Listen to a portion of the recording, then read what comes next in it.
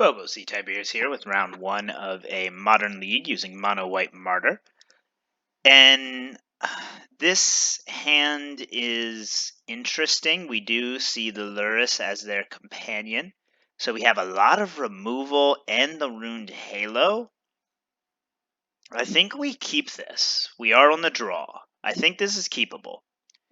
It just has so much interaction. And they start with advantage and a Swift Spear, so we're going to get a little punished for that, but we have enough removal to where this won't be a big deal, and we still have a good chance at winning this game 1. And Path helps that play even more so.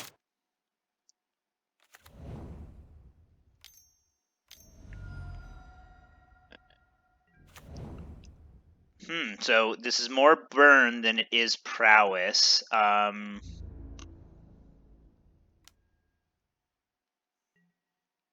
So far, we're doing pretty okay here. I like being able to... Let me turn down the volume on this a little bit.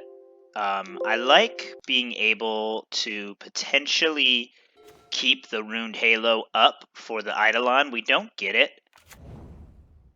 So what I'm going to do now is just Winds of Abandon it.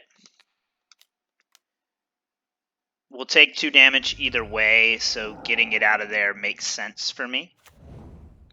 That card really messes up our game plan. Another Swift Sphere. So now if we get the white mana for Runed Halo, we shut them down pretty well here. And they use a Rift Bolt. 2 cards left here.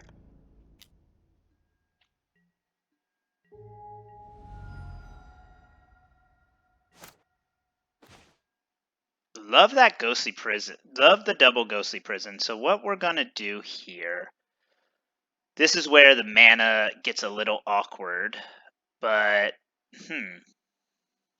so they can Rift Bolt us down to 6, cast,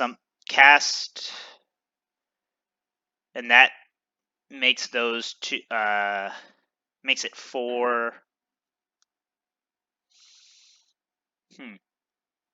Part of me, I really want to get that Ghostly Prison down, but I think if I force them to just draw, I'm trying to minimize, so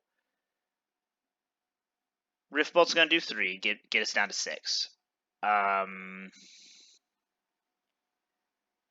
then 4, 2. So we got to remove at least one of these guys. So let's play the Ghost Quarter. And then let's path one of the Swift Spears. Yeah, no, I think pathing both of them is the right call here. So what we'll do is we will Winds of Abandon one of them and then get rid of the other one. And if we die to them just having it, then we die to them just having it. I hate to do this way. I really want to keep 3 mana up, but this allows us some leeway with what we do next.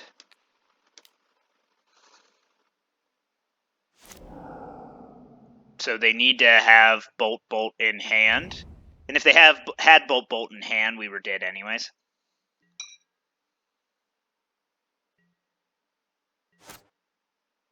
Rift Bolt comes off. I do love casting a Runed Halo at a Rift Bolt, or with Rift Bolt kind of suspend it, because then they have to bolt themselves. They draw a card. Bolt us. Do they have it? Well done. Well done. Okay, so we're against a pure burn deck, just running some Lurrus fun stuff. They pull off a pretty big upset against us, but now that we know what we're up against, we know we gave away that game. It wasn't anything too bad. Purges obviously come in. Every permanent in their deck dies to a purge. And then there's a small argument for Disenchant. as well as a small argument for Rest in Peace. But I don't think we need to reinvent the wheel here. I think Cleansing Nova is a little weak, and I think the Weathered Wayfarer is pretty weak. So I don't really see a need for more than that. Yeah, I think we just submit that and then draw Martyrs and get out of here with a win against a pretty good matchup. Great way to start. Bummer that we kept a hand that was not doing what our deck wanted to do and got punished for it. So, story of my life. This deck just has so much interaction, and that our opponent isn't interacting. Our opponent's just counting to 21.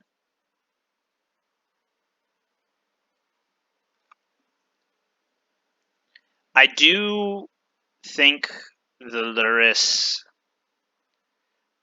I've been trying to figure out what is the best home for Lurrus, and my answers end up being Burn type decks and Jund type decks. But I do think it really shines in the Burn and more the Prowess decks, but definitely the Burn decks. This hand is unkeepable. There's just not enough action here. We are on the play, so we would get that Ranger Captain pretty quickly. I mean, no, because then even when we get Martyr, there's just not enough there. So let's see a better 6. And wow, our deck's just really not having fun with us today. So we're gonna. That's better. So we'll get rid of that Field of Ruin, and we'll get rid of the Winds of Abandon. Still pretty awkward though. We actually don't gain a ton of life from this many Martyrs. We gain 6, potentially 9, and then 3, potentially 6, and then nothing. So upside of about 15 life, low end of about 9-ish. Winds of Abandon helps. It's guaranteed 9 right here. I don't want to get skull cracked, so can't risk it.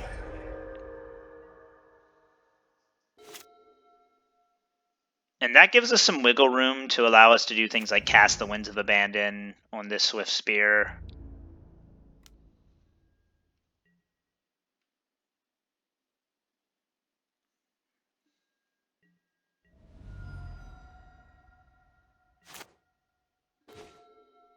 Or cast a Path on the Swift Spear. Can't put a Martyr out there like that, so we'll just hold up and then Path where it is appropriate. Opponent cracks to get another Foundry, puts it in tapped.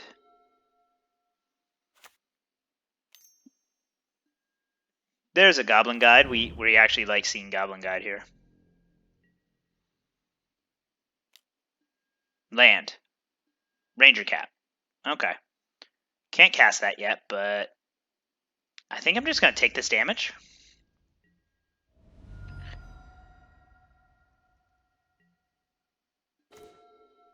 And then play a Martyr.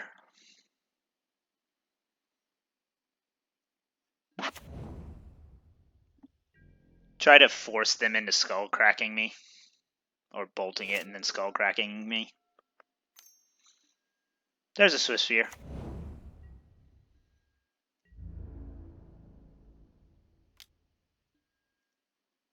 Still no land, which is a pretty major bummer, actually.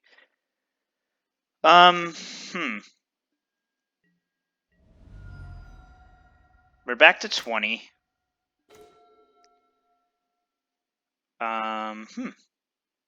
Interesting options here. I think we have to give the Martyr next turn.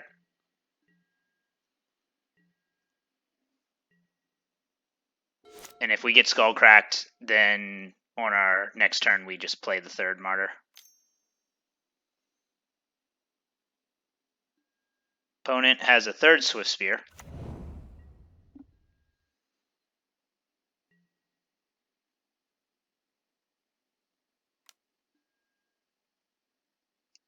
Still not finding a land. We get taunted a little bit finding a Crucible of Worlds. I think I'm going to block the Goblin Guide and then activate. Make them cast something to do extra damage. There's the Skullcrack.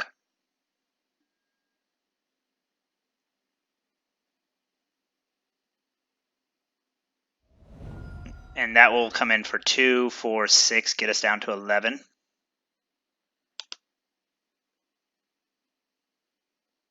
And so yeah, I think keeping up the path makes more sense.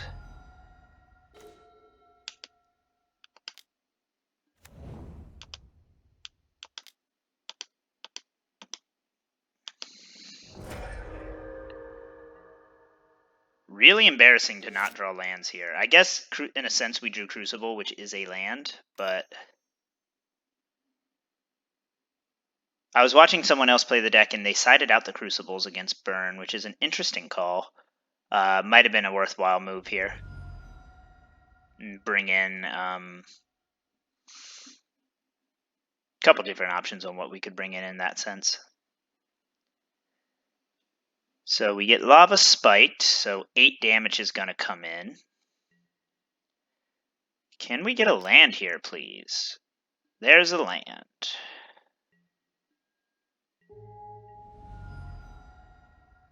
Unfortunately, we might still just be dead.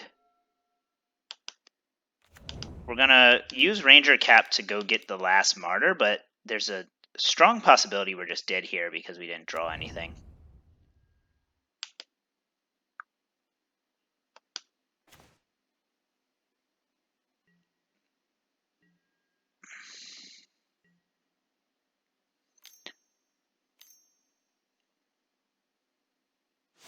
Yeah, no, don't cast that without giving your creatures prowess. That would be a mistake. I think they were going to try to Boros Charm me there, and they're still going to do it. Why are we Skullcracking here? I mean, like, sure. But I feel like... I guess maximize your mana. There's a Goblin Guide.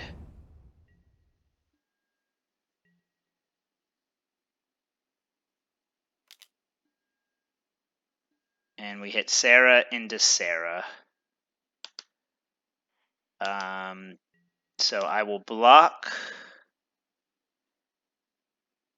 I have to block a Goblin Guide, and if they cast something, I'm just dead. It stands to reason I'm just dead.